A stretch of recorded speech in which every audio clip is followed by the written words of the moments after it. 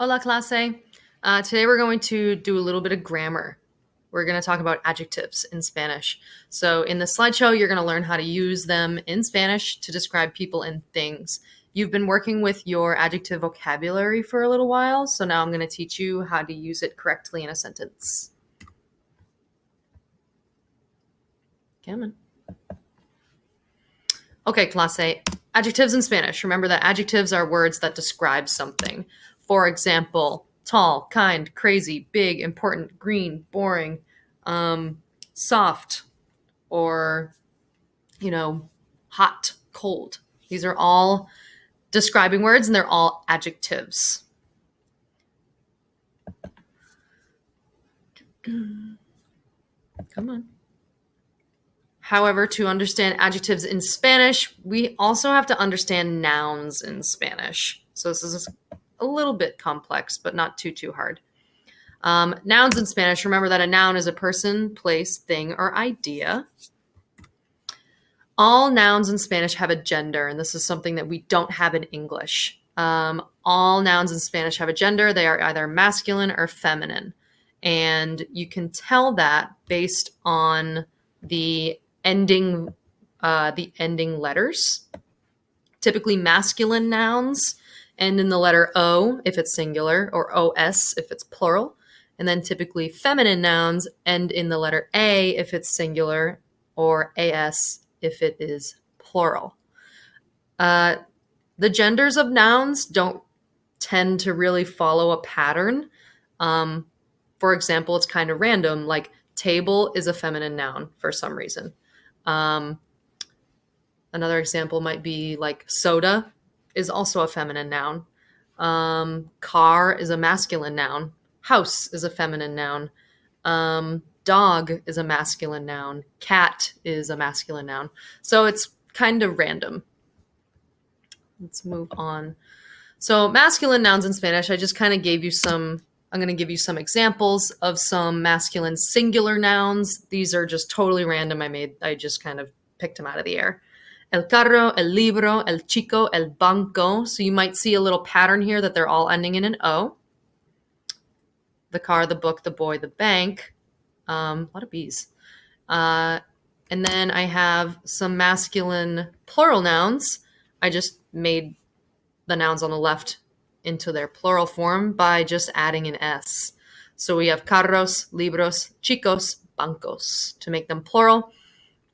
You might also notice that you have the word for the, which is el or los, and that's the masculine version of saying the in Spanish. So el is reserved for when you're saying the and then a singular noun. Los is when you're saying the and then you're saying a plural noun. Let's go on to feminine nouns. Feminine nouns in Spanish, they end in A if it's singular and AS if it's plural. I'm going to move myself down here. Trying to move myself out of the way here. So over here we have la chica, la casa, la jirafa, la camiseta. And then I just made them plural on the right side by adding an S. Chicas, casas, jirafas, camisetas. And you maybe also noticed that you have la and las both mean the. So la is for the if you're talking about one noun, and las means the if you're talking about two or more nouns. So la or las. Those also help with figuring out the gender of a noun.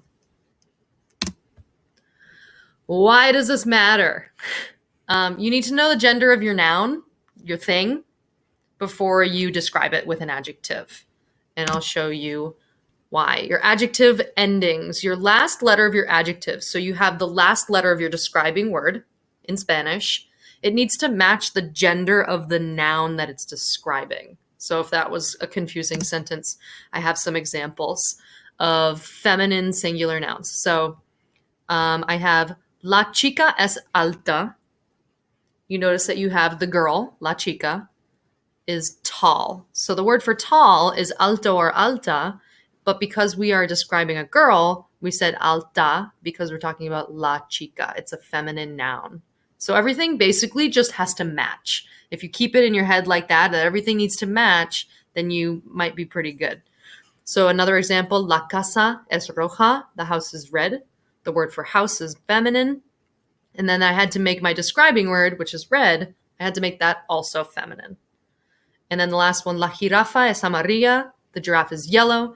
The word for yellow is my describing word. It ends in an A because la jirafa is a feminine noun. So again, everything just has to match.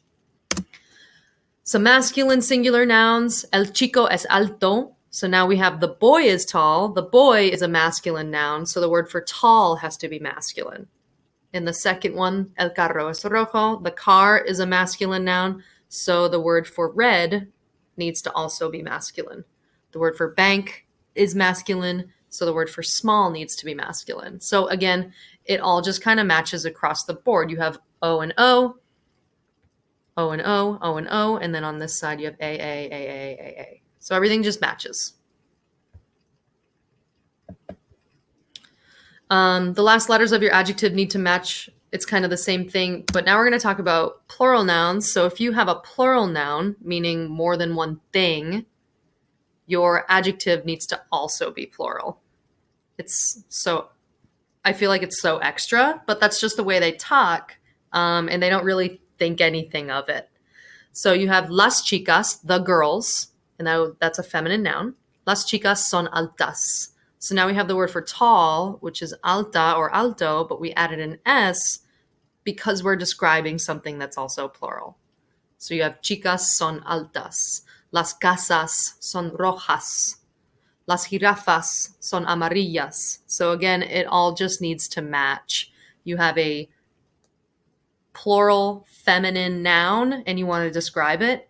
Your describing word needs to also be plural and feminine. Let's talk about masculine.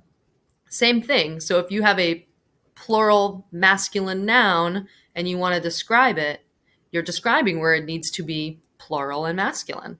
So you have los chicos son altos, los carros son rojos, los bancos son pequeños.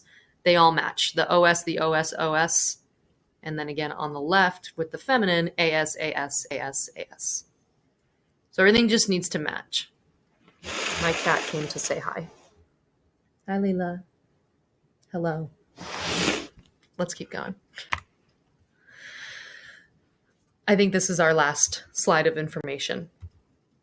Yes, it is. Sometimes there are adjectives that end in the letter E. Those are considered gender neutral, which means you don't have to change them based on the noun's gender, which is kind of nice. So you don't really have to think anything of it. So for example, you have the girl is interesting, la chica es interesante.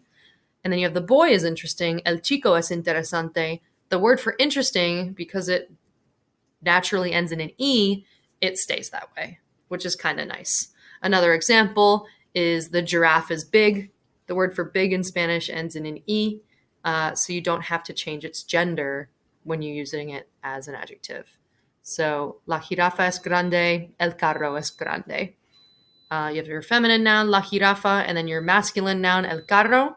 But because grande ends in an E, you don't have to change the ending, which is kind of nice.